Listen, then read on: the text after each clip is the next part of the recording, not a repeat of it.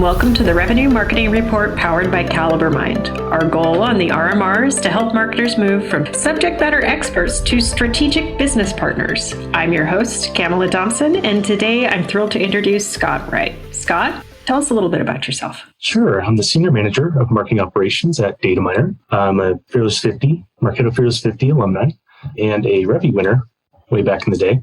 I've been in the marketing operations space for a little over a decade now and happy to be here. Wonderful. And thanks for coming. And I'm excited. We're going to get a little bit nerdy today because one of the topics we found was close to both of us was lead scoring. And we have lots of opinions and I'm so happy we get to talk through it. So thank you for coming. Happy to be here.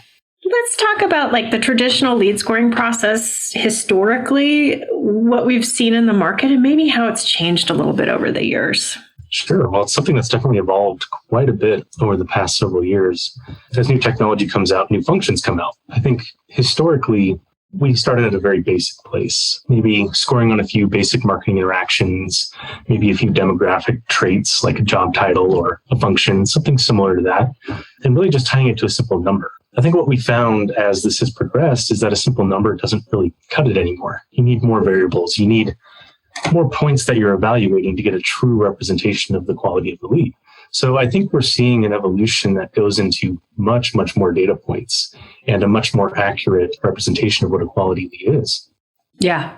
And to dig into that just a little more, I think what I've seen historically, let me know if this lines up with you. For example, in Marketo, you have the demographic plus the engagement score. And we're really only scoring within Marketo the programs and activities that we have present in that platform. And some tools I've seen even take inbound interactions with sales. They take into consideration outreach and those other tools now. But I still see, I think the next thing that's going to change, so there's two things. One, I see that some companies have tried to put machine learning in place, but marketers have had to learn to be very cautious about that if they're at a small company with a small data set. Have you seen that? I definitely have. I've actually come across that myself. Yeah. I believe there's a place for AI. I think it's an important function. And I think it's where our industry is going. You see more and more AI platforms pop up or functionalities pop up. Sure. I think it should be incorporated, but at a reasonable level. For example, I've seen it used in the past where it was about a 10 to 20% weighting in the total score, whether that be an account scoring or lead scoring. So it wasn't the whole scoring model. It wasn't based around this AI element, but there was a small weighting tied back to that AI model. And typically, I've seen that tied back to like an ABM platform, something like Terminus or Demandbase or 6 Sense. I found that their intent scoring and tying that into it has been fairly reliable.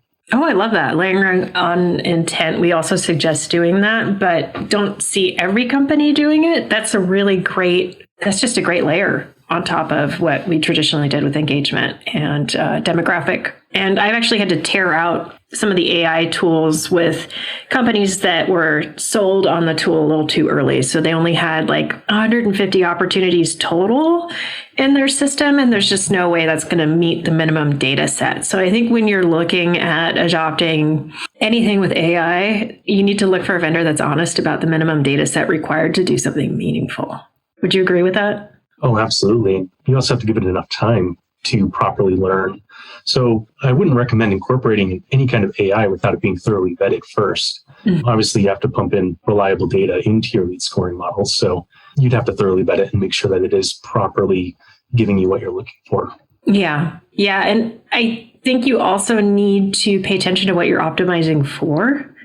So at companies with smaller data sets, I have seen optimizing for meetings work successfully. Ultimately, we all want to optimize for revenue, but sometimes you have to change the endpoint if you don't have enough information to go on. Have you had experience with that? Yeah, I would say in my experience, it's usually been tied back at the opportunity level. But in my conversations with sales leaders, meetings do come up quite a bit.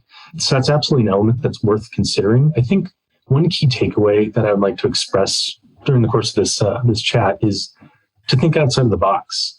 There's no one-size-fit-all solution that works with every organization. If something like meetings is solid for your organization, absolutely that should be pursued. Mm-hmm. And I think you'll come to find what those real points are by having those conversations with sales leadership, marketing leadership, and just having simple focus groups with those members as well. So you can see what the frontline teams are dealing with on a day-to-day basis. And one cautionary tale I would throw out there in terms of optimizing for meetings is ensuring that if you have two separate teams handling the meetings versus the full cycle of the sale, that they're aligned on what a qualified meeting is. Because if you have a team who's just looking to meet with whoever will bring them in the door and it doesn't necessarily connect to a decision maker, you're optimizing for the wrong data point potentially. That's absolutely true. I've seen this happen with AE SDR pairings quite a bit. Typically, a validation layer is needed for that. I've seen it to where an SDR will take the initial meeting and then bring in the AE once ready. The AE can then vet the conversation, the meeting, and the opportunity. Once it's deemed fit, then it's a validated state, and that's what you can determine be a proper meeting qualifier for your scoring.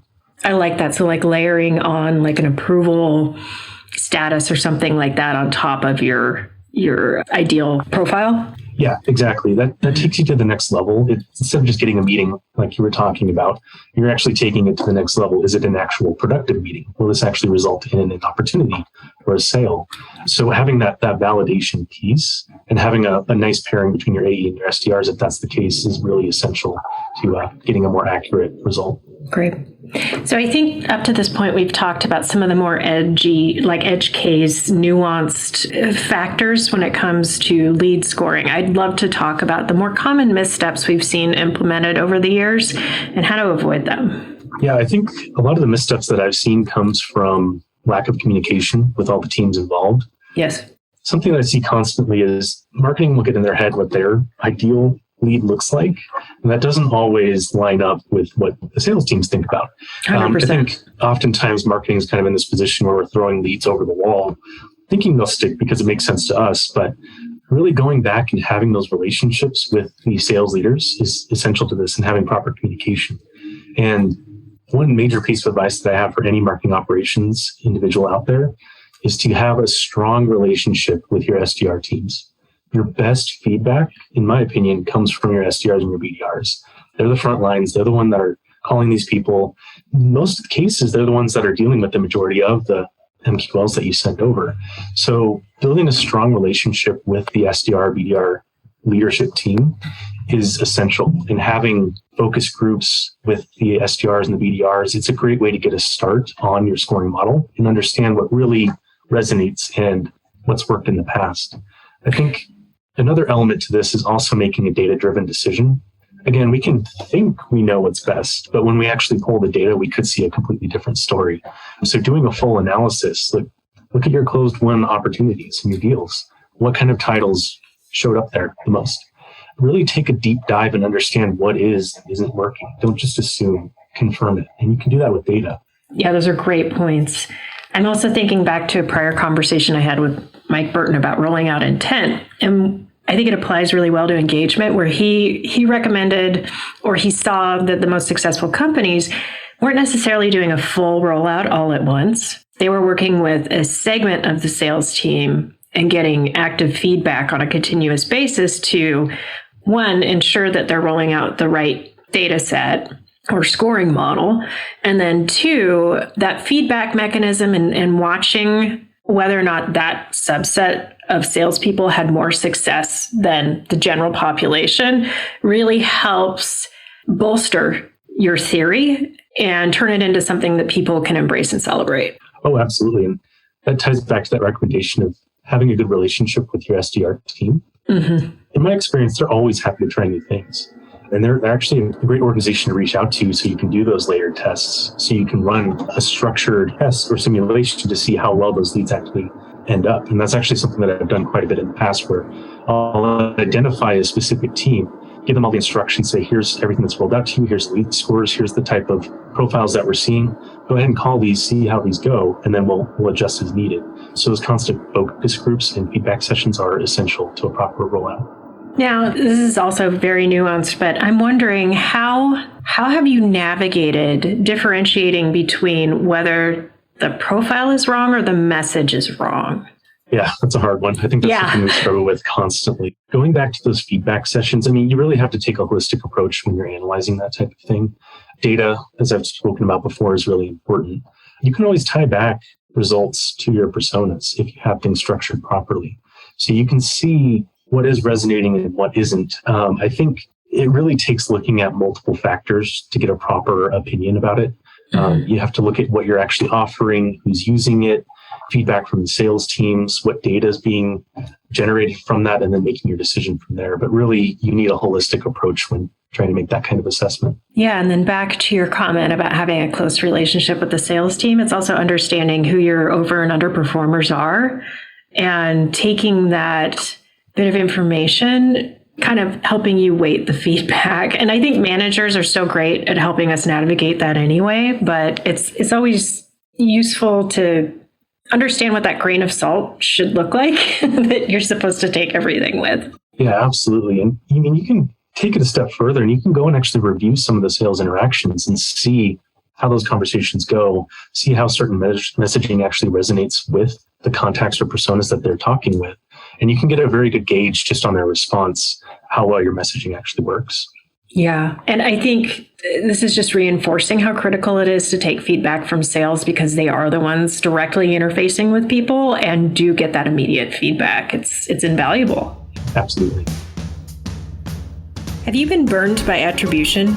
Are you tired of fighting with salespeople over target accounts and lead scores? We've all been there, and that's because traditional marketing analytics tools bolt onto your CRM and calculate attribution and engagement scores on the data as it is.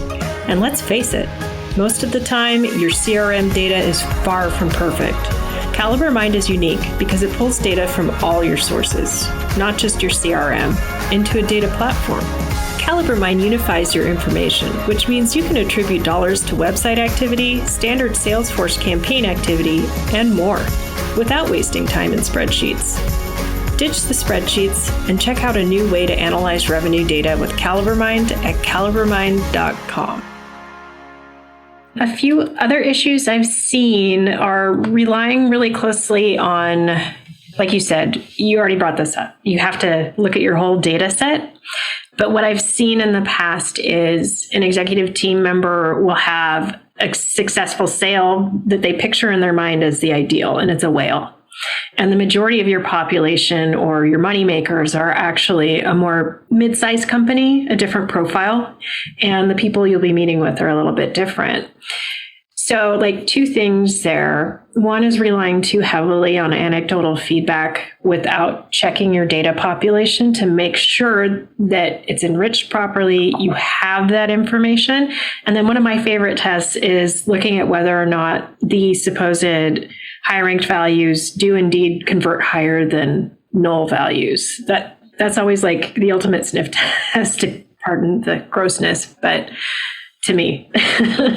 Yeah, I totally agree. And I think one way that I've navigated this before is to come prepared with what options you have available. So do your database analysis, see what fields you have, see what kind of completeness you have on those fields. Provide recommendations. When you're going to your leadership team, show them the suite of options that you have available. And it helps guide the conversation into something that's more realistic. Also, if you're able to take a data-driven approach, which I think is absolutely essential nowadays, you can come with concrete information on this is what converts, this is what does not convert, and here's what we have available in our database that can reach that conversion point. So really, it's understanding your data and coming prepared and giving a nice suite of options with some data to back it up has worked very, very well for me in the past. Yeah, and I think that also applies to campaign conversion rates and really looking at when you're weighting your model. It's still so arbitrary to me. Like, I think our next evolution is going to be using AI to figure out which actions and which sequence are truly the most valuable. But until then, verifying that your lead funnel conversion rates at each point makes sense for the weight you're applying. So while paid search may be really good at getting people in the door, it may not be a great indicator that they're ready for a meeting. Oh, that's absolutely the case. And I think that's something that we'll have a lot more options with in the future as technology starts to roll out more. What I've found is really relying heavily on the software that's being used, and being in marketing operations, controlling your tech stack and making sure that you're having software that can actually give you additional reporting layers has been essential. So having a dynamic content option that can show you how far people are reading into your assets, or something that shows you how far they're watching your videos, something that gives you additional tracking layers, I find gives you a much better result. I think I'm still thinking through that, to be honest with you, the attribution piece to that and how to best quantify that. I mean, there's a few tools that we have at our disposal, things like score decay and scoring higher for recency. So maybe giving higher points if it happened within a 7-day period, time decay, taking some points away. I think that's a good, simple way to kind of address that point, but really getting to a solid attribution scoring model, that takes some deep research. It's something that I'm still working on, and I'm excited for what options we're going to have in the future for that. Yeah. I've had the privilege of seeing what we're developing, and I'm kind of excited, but it's because kind of nerdy and I enjoy these things. So it's always fun to see what's new out there. So back to feedback mechanisms. So what have you seen work really well in terms of you roll out a model, perhaps you roll it out to a subset, maybe you roll it out to a team. What kind of feedback mechanisms do you put in place to ensure that things are working as expected? Yeah, this is an essential function to a proper lead scoring model. You have to make it as simple as possible. Even if it's a simple pick list field in Salesforce or whatever CRM you're using, build out a proper feedback loop. So you need a disqualification process. Not every lead that you're going to send over is going to be the cream of the crop, awesome lead as much as we would hope it to be. Or an actual human at times. Yeah, exactly. So building out a proper disqualification process, I've found works very well. So, and you can make it as simple as just a simple pick list option in your CRM, and then also accompany that with a comment field. That way they can provide additional details. But another thing that I found effective is having those focus groups, whether that be biweekly or monthly, and just rotate different sellers and just have that frank conversation and come prepared with examples as well. Pull up profiles, pull up leads. Hey, I noticed we sent this lead over to you a week ago. How did this pan out? Or what did you notice? That's the best way to truly optimize your model. And the first time you roll out, it's never going to be 100%. As much as we hope it would be, it never is going to be. So unfortunately, expect to continually tweak it and optimize it. And honestly, you're never going to stop. But it's a good thing, and it helps with those relationships with the sellers if you're actually taking their feedback and applying it. Because ultimately, seller confidence is essential to them actually working your MQLs and the leads that you're sending over and having a proper relationship between the two organizations in the company. So really, really show the sellers that their feedback matters and that you're implementing it, and it goes a long way. Scott, I really appreciate that you're layering data into even the feedback conversations where you're verifying, you're coming with examples. I think that's so smart, because when you have a feedback mechanism, it's only natural. If you look at Google or Yelp, you're only going to see the very positive and the very negative and very little of in the middle. And those are the interactions that stick in people's minds. So looking at data to confirm or even contradict what somebody's telling you is really powerful. Yeah, absolutely. And I think you need an objective mechanism as well. Opinions sway feedback a lot. So one thing that I kind of spoke about before is actually take the initiative and go and listen to some of the calls. So if you send an MQL over, take a listen to that call, that meeting. That way you can get an objective opinion on how well the lead actually panned out. So it's always important to have multiple information sources when you're making a decision or you're tweaking something. So I'd say having an objective opinion there as well is very important. And I think it also goes a long way in establishing respect, because you're showing that you can be impartial and not just strictly be seen as siding with marketing every time. I think that's a risk with salespeople where they have this natural competitive nature. It's us against them. Anything we can do to smooth over that natural, I don't want to say rift, but we all know it's there. It's a rift. Is just so beneficial. Yeah, it really is. And it's one of the hardest parts of the job, to be honest with you. Yeah. It's constant relationship management and really meeting them halfway, or sometimes more. And sometimes it's a give and take. But I place such a strong emphasis on having strong relationships with the sellers. Because ultimately, you're in it together, and it's important that everyone's working together and communicating properly. Well, and once you win over a salesperson and their career trajectory just goes up, they tend to want to take you with them. Like once they're your fan, they're very loud fans, and that's always good for career growth. Oh, absolutely. Glad you've seen that too. Definitely. We talked a little bit about making our campaign activity point system more scientific. Let's dig into it just a little bit more. This is a tough one. So we did talk about looking at conversion rates and those sorts of things. Are there any other data layers you would like to add in there that we should be factoring in when assigning points? Yeah, I think looking at, you really have to understand the full interaction. It's no longer okay to just say this person downloaded an ebook, let's give them a certain amount of points. You really need additional intelligence to properly score the lead. I mean, so many times someone can just download the content and then immediately delete it, or they didn't actually read it, but we're scoring them as if they did. Yep. Same goes for, I've seen this happen a lot with event attendees, webinars, things like that. Someone attends an event, you get your maximum amount of points. Someone watches a video, you get their maximum amount of points. So having that additional intelligence that can get it to a granular level, I know this person watched 10% of this video, we're going to have a scoring system that accommodates that. Or they got through 25% of this ebook, they're not going to get full points, they'll get a quarter of that. And the same goes for webinar attendees. A lot of the webinar platforms out there nowadays have their own proprietary scoring systems that just automatically feed into the report that you get post-webinar. So take that into account. Don't just give everyone a flat score for attending an event. Make it appropriate to what they actually did. And that's how you get a much more accurate score. Take it to a little bit more of a scientific level because you're analyzing what their actual participation was versus just giving them blanket points. Yeah. And I don't know of a webinar platform out there that won't give you the duration the person attended. So we're kind of running out of excuses to pile on that extra layer. Absolutely.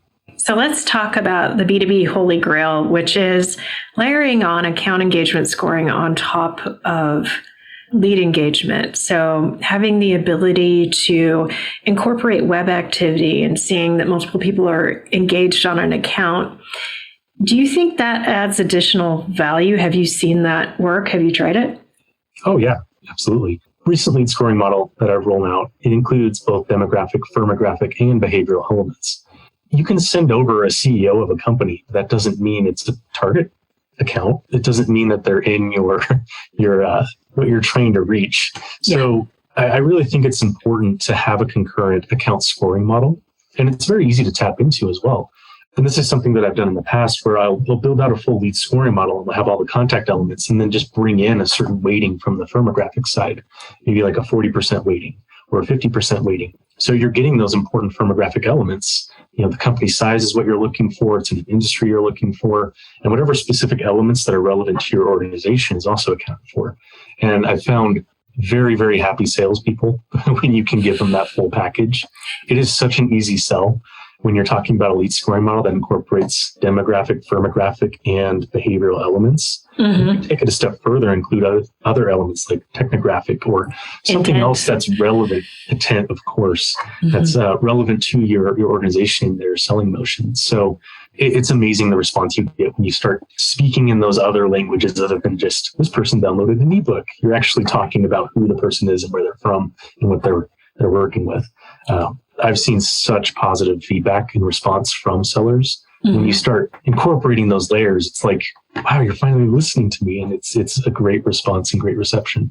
Awesome. Yeah. And we've actually seen our sales cycle shorten quite a bit because in addition to passing over the people who are the active hand raises, we're flagging accounts that have multiple people crawling all over the website. And that helps the salespeople, even though the person may be anonymous, it helps them understand that, hey, they're probably in the market. And if multiple people are engaging, that's always a good sign. Absolutely. I'll just kind of recap some of my key recommendations. That's really building a strong relationship with your sellers, particularly the SDR teams. They are such fierce champions for you in your efforts. So I highly, highly recommend that. Also, make sure that you're incorporating a data-driven approach and really understanding what data you have available. If you don't have the data available, what kind of strategy to get that data? And then, of course, always make sure you have your feedback sessions and always, always be optimizing. It's not set or forget. It's always optimized. Such great points. And for those people who are new and a little bit intimidated by what we've been talking about, You don't need to make your model complicated to work necessarily. If you're just starting, start with titles and looking at conversion rates with opportunities and seeing and validating which titles you should be looking at. And then layering in, most companies have a pretty good idea of what their ICP in terms of, or ideal customer profile is in terms of account. Those are two great places to start if you need to start somewhere. Totally great. Great.